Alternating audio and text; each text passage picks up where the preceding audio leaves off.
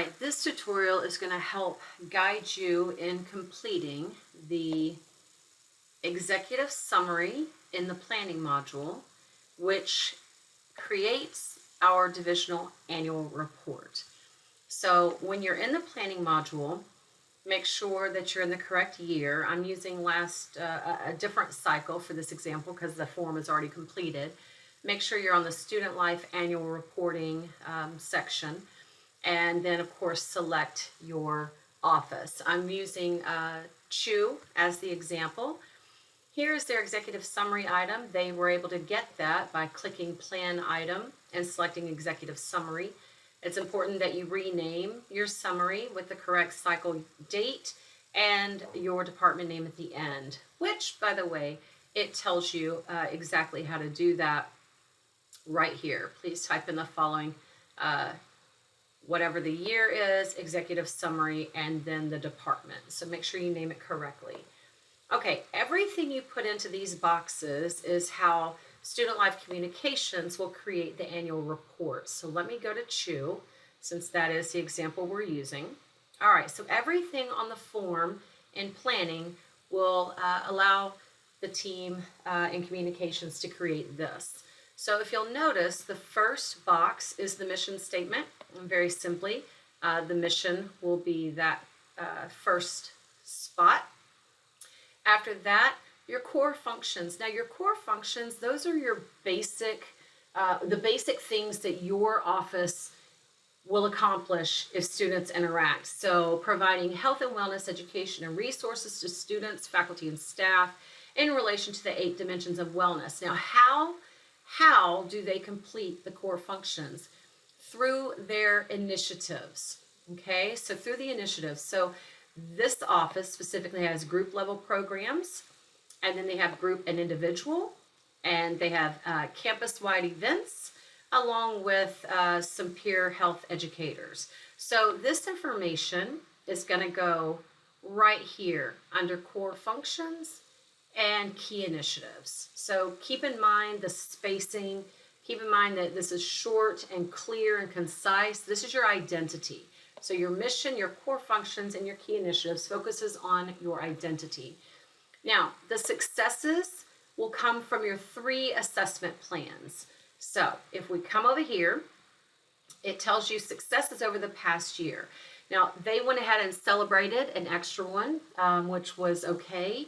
They had the room for it. And we do ask for 3 to 4 bullet points because we know that some of your successes cannot be and were not captured in a specific assessment plan out of the 3 that you had decided to focus on for the year. So I always encourage you to double check the actions taken text box in the assessment plan. That often will help you to remember what did you learn and what improvements are you going to implement moving forward as a result. That's what we want to celebrate, the fact that you had data that's informing your decisions to move forward. Now, we've asked to limit to 1,000 characters because, again, you only have a certain amount of space. Either make it in a clear, concise bullet point or a clear, descriptive sentence. And if possible, go ahead and identify the priority that the success supports in the division's tactical plan. On the looking ahead, this is where you are going to intentionally focus your assessment in the upcoming year. So we want to draw connections between our annual reports to let people know that we are very intentional with assessing our outcomes and that we are connecting all the dots and using data to move forward. So in the looking ahead, that section is here. Again, we want to limit to 1,000 characters.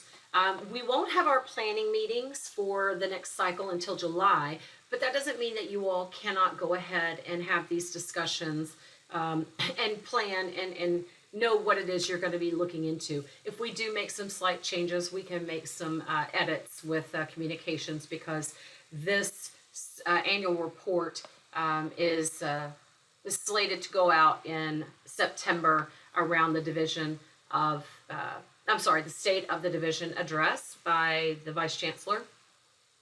So next, if we keep going down the form, we have what's called by the numbers.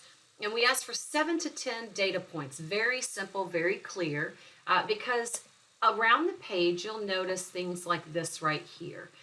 44 active bystander programs delivered.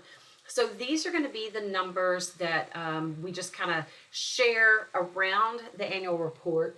And again, these are going to be those data points that maybe are out of KPIs, or maybe it was out of a different initiative, or maybe it was out of a research study that you did with a professional organization. Whatever it might be, identify those 7 to 10 and be very clear about what the number represents. And then in their words, we love to hear student voices. So we want at least 2 quotes that you maybe got out of a survey or out of an email or some communication where we can celebrate. And when you do, don't give the name of the student. Just tell us what they're associated with. So for example, this is a Fresh Start smoking cessation participant. This one over here is a healthy masculinity participant. So we just need what they're associated with so that we have context for the actual quote itself. If you continue to go down, we do ask for photographs. Again, please do not download them from Facebook. Facebook changes the quality of the photos, so we need the original photograph, please. And check it to make sure that it's appropriate. We don't want anyone's arm cut off or head cut off, or something in the background that doesn't fit. So just be clear about what is in your photograph.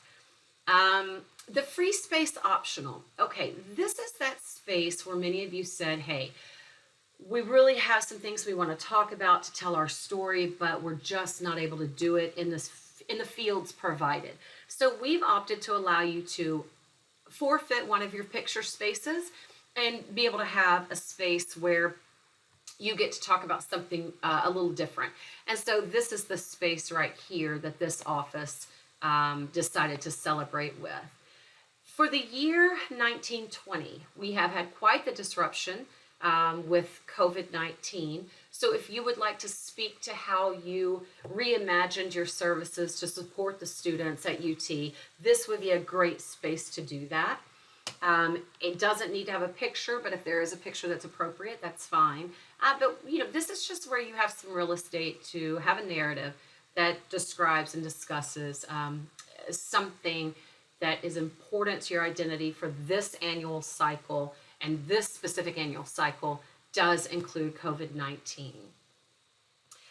Once you have completed that, I don't know that you will have any linked documents or item files. If you do, this is where they would go. And then you are going to check box that the executive summary is complete, click Read View, and then share it with DSL Assessment. And the communications office will create something similar to this for you for this coming annual cycle.